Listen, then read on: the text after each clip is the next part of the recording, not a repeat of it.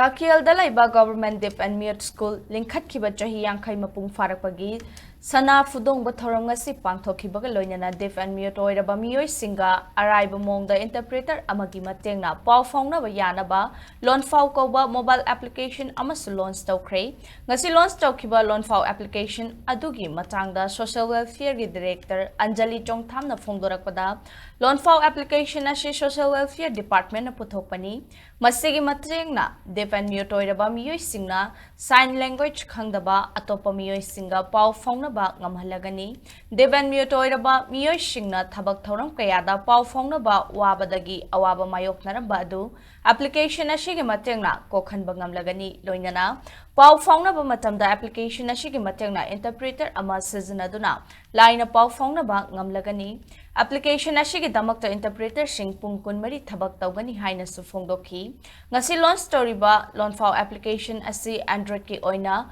Play Store da phangba hokre amadi iOS ki oina so athuba matamda phanghalagani hairi Government Deaf and Mute School gi complex pangthokiba thoram aduda school adugi mahiroi singna maibi jagoi thangta chairol Traditional fashion show Kibaga Loinana, Kunai Asina Amadi, Mama Mapa Oibasingna, Devan Miotoidaba, Mahiro Shimbu Nathaiduna Amadi, Hantana Tambiba Amasung, Makoina Tengnariba Kudong Chadaba Singi Wari the Imphal Oiduna, Mahiro Shingna Sana Kiba Mime Play Ama.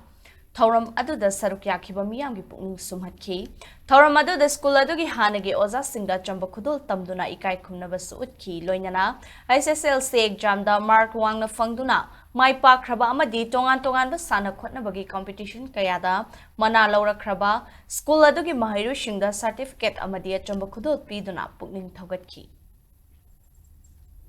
Government Deaf and Blind School की चाही यांखई सुबगी Golden Jubilee की celebration का मरी लेना ना अखोई Social Welfare Department ना पुथोकचबा application अमा खक्तंग apps की मरोइबा मथौ से अखोई की deaf and mute angang singna miyoi singna normal miyoi sing sign language khangdaba miyoi singa kamaina communicate tawdoino haibadugi matangda harigumba akoina office sinda chatle dukan da chatle amada chatle sign language khangdabanina pau phongnaba matamda nungaitaba khudongchadaba lakpa matamda apps ki kuthangda sizinaraga pau laina phongnabiba yadoini hariba miyoisina deaf and mute miyoisina apps da call tawbirakanda interpreter thamjagani akoi 24 hours interpreter laibigani interpreters da mahakna sign language tawraga haibirakanda interpreter na khoi gi